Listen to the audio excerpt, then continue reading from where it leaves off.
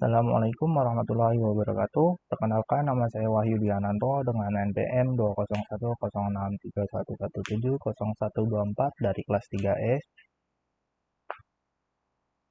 Di video kali ini adalah video final project UAS jaringan komputer saya dengan dosen pengampu yaitu Bapak Arif Solehudin.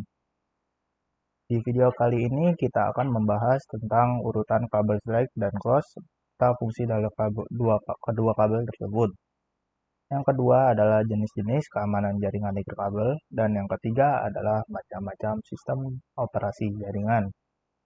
Kita masuk ke pembahasan yang pertama, urutan kabel strike dan cross. Yang pertama, apa itu kabel strike? Kabel strike merupakan jenis kabel yang memiliki cara pemasangan yang sama antara ujung satu dengan ujung lainnya. Kabel strike merupakan kabel yang memiliki ujung awal dengan ujung akhir kabel terdapat urutan pin yang sama. Bisa dilihat pada gambar urutan pada kabel strike yaitu putih oranye, oranye, putih hijau, biru, biru putih, hijau, putih coklat, dan coklat. Di mana masing-masing warna tersebut mempunyai fungsinya masing-masing. Yang pertama, warna putih oranye berfungsi sebagai media penghantar paket data. Yang kedua, warna orange sebagai media penghantar paket data. Yang ketiga, hijau berfungsi sebagai media penghantar paket data. Dan warna biru berfungsi sebagai media penghantar paket suara. Putih biru juga berfungsi sebagai media penghantar paket suara. Warna hijau juga sebagai media penghantar paket data.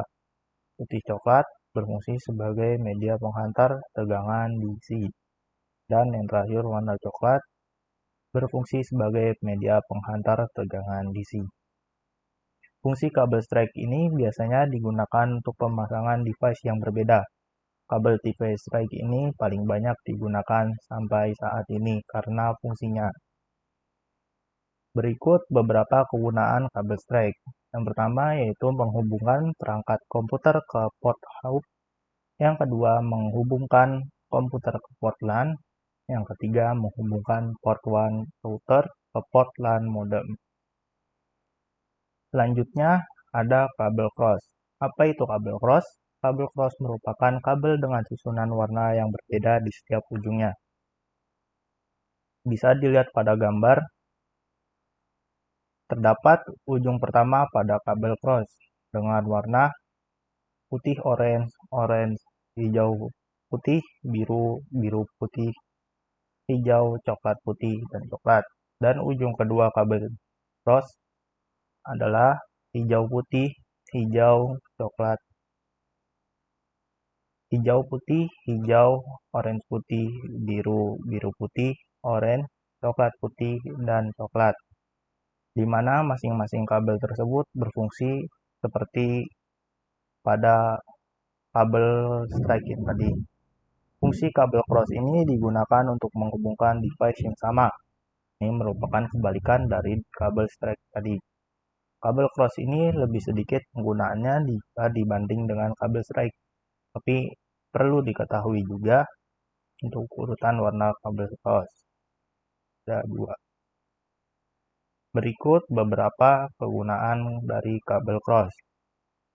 Yang pertama dapat menghubungkan dua router sekaligus atau dua komputer sekaligus. Yang kedua dapat menghubungkan port LAN router ke port normal switch atau hub. Yang ketiga dapat menghubungkan dua switch hub tanpa port normal. Pembahasan selanjutnya yaitu jenis-jenis keamanan jaringan nirkabel. Yang pertama, apa sih itu keamanan jaringan? Keamanan jaringan adalah pencegahan dan identifikasi pengguna yang tidak sah pada komputer. Intinya adalah penyusup yang ingin mengakses setiap bagian dari sistem jaringan komputer. Lalu, apa itu jaringan nirkabel? Jaringan nirkabel adalah teknologi yang dapat menghubungkan dua atau lebih perangkat untuk berkomunikasi tanpa harus menggunakan kabel dan transmisi data. Artinya, dengan menggunakan jaringan nirkabel, kita bisa saling terhubung meski jauh dari router. Jaringan nirkabel biasa juga disebut wireless, menggunakan gelombang elektromagnetik seperti mikro radio, hingga infrared untuk proses pengiriman data antar perangkat. Oke, kita akan membahas tentang jenis-jenis keamanan jaringan nirkabel. Yang pertama ada WEP, Wireless Equivalent Privacy. WEP adalah suatu metode pengamanan jaringan nirkabel, merupakan standar keamanan dan enkripsi pertama yang digunakan pada wireless enkripsi. WEP menggunakan kunci yang dimasukkan oleh administrator ke klien maupun access point. Kunci ini harus cocok dari yang diberikan access point ke klien dengan yang dimasukkan klien untuk autentikasi menuju access point. Dan WEP mempunyai standar 802.11 byte. WEP berfungsi untuk verifikasi identitas pada authentication. WEP dapat digunakan untuk data enkripsi dalam sistem keamanan pada jaringan nirkabel. Yang kedua, ada WPA atau Wi-Fi Protected Access. WPA adalah sebuah sistem yang juga bisa diterapkan untuk mengamankan jaringan nirkabel. Metode pengamanan dengan WPA ini diciptakan untuk melengkapi dari sistem yang telah digunakan sebelumnya, yaitu WEP. Hal ini terjadi karena para researcher menemukan banyak celah dan kelemahan pada infrastruktur nirkabel yang menggunakan metode pengamanan WEP tadi. Sebagai gantinya, WPA mengimplementasikan layar dari IEEE, yakni layar 802.11i. Seperti dengan jaringan WP, metode enkripsi dari Wi-Fi Protected Access juga menggunakan algoritma RJ4. Pengamanan jaringan wireless alias jaringan nirkabel dengan menggunakan metode WPA ini dapat ditandai dengan minimal ada 3 pilihan yang harus diisi administrator jaringan agar jaringan dapat beroperasi pada mode pengamanan ini. Ketiga menu tersebut yaitu yang pertama ada server. Komputer server yang dituju oleh access point yang akan memberikan autentifikasi pada pengguna atau klien. Beberapa software yang biasa digunakan antara lain yaitu FreeRadius, OpenRadius, dan masih banyak yang lainnya. Yang kedua yaitu port. Nama port yang digunakan adalah 1812 dan shared secret yang digunakan adalah password yang akan diberikan ke komputer dan juga kepada pengguna secara transparan. Yang ketiga ada WPA. WPA 2 adalah sertifikasi produk yang tersedia lewat Wi-Fi Alliance.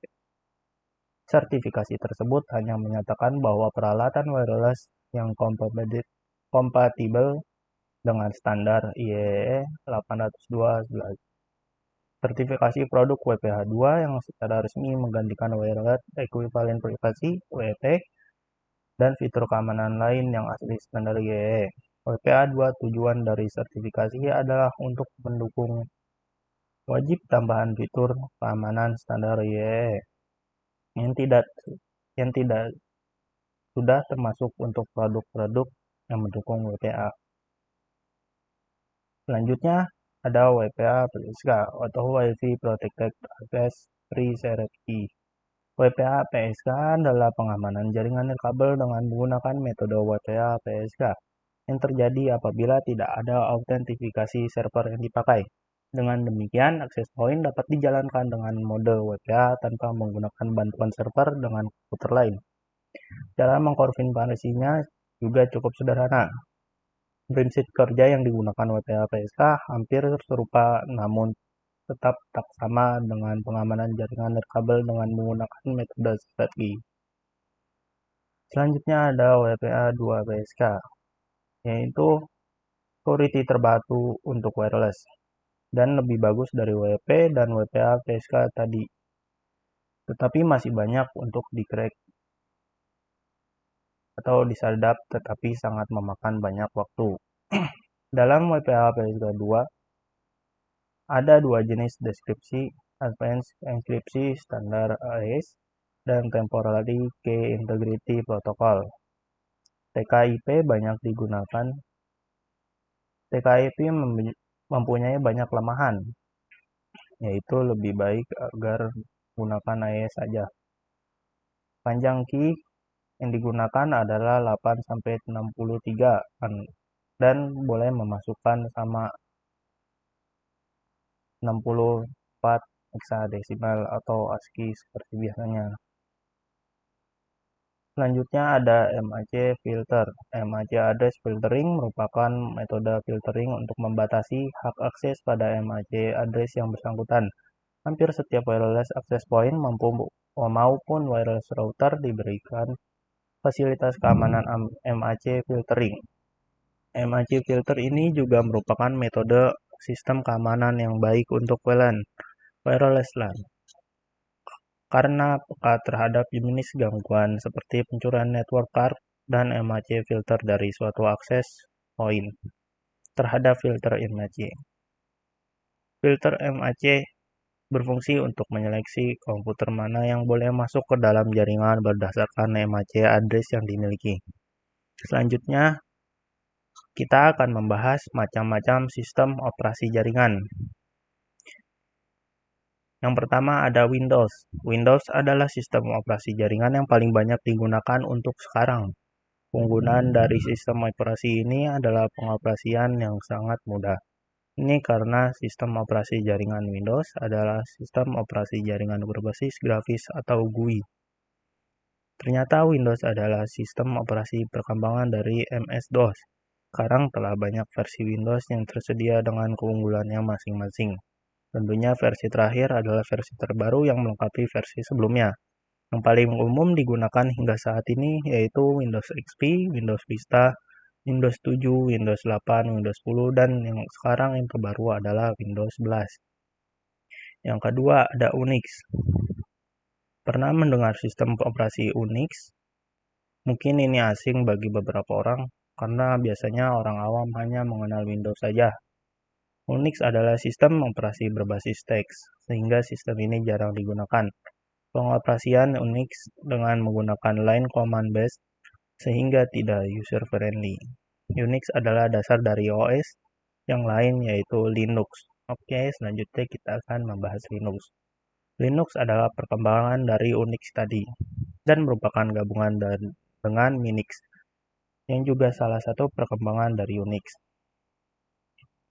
Berbasis grafis, Linux hanya digunakan di jaringan biasa seperti pengaksesan berkas pada perusahaan atau lembaga pendidikan. Linux berbeda dengan OS lain, karena kernel dan komponen-komponen lainnya bebas seperti dasarnya. Unix Linux baik digunakan untuk workstation dan server. Ini karena Linux sangat stabil dalam jangka waktu yang lama dan tahan terhadap malware. Kelebihan Linux dengan yang lainnya adalah bisa didapatkan dengan gratis, walaupun tetap ada yang berbayar, tidak seperti Windows yang harus membayar. Selanjutnya, ada MAC. Siapa yang tak mengenal MAC? iOS yang memiliki kepanjangan Macintosh Operation System ini memang khusus digunakan pada produk Apple komputer. Karena itu MAC tidak kompatibel dengan IBM. MAC ternyata adalah sistem operasi jaringan berbasis grafis pertama dengan kelebihan yang lebih menguntungkan. MAC cenderung stabil karena menggunakan Unix. Selain itu, MAC juga multitasking sehingga kuat menerima berbagai perintah dengan waktu yang bersamaan. Tampilan grafis yang sangat bagus juga didukung dengan kekebalan terhadap malware. Karena itulah, memiliki iOS MAC adalah impian sebagai tiap orang. Namun jika Anda ingin menggunakan iOS ini, Anda harus membeli produk Apple komputer. Selanjutnya ada FreeBSD. Sistem operasi jaringan FreeBSD adalah salah satu perkembangan dari Unix yang bertipe Unix bebas dan diturunkan oleh Unix T dan FreeBSD. Dibuat pada tahun 1993 oleh David Greenman dan beroperasi di atas Intel X6. Sistem operasi jaringan ini berkonsentrasi untuk menyediakan berbagai software untuk berbagai kepentingan. Selanjutnya ada Solaris. Lagi-lagi ini adalah salah satu sistem operasi perkembangan dari Unix. Solaris digunakan dan dikembangkan oleh Sun Microsystems pada tahun 1992. Seperti perkembangan Unix yang lain, Solaris adalah sistem operasi jaringan yang cukup stabil.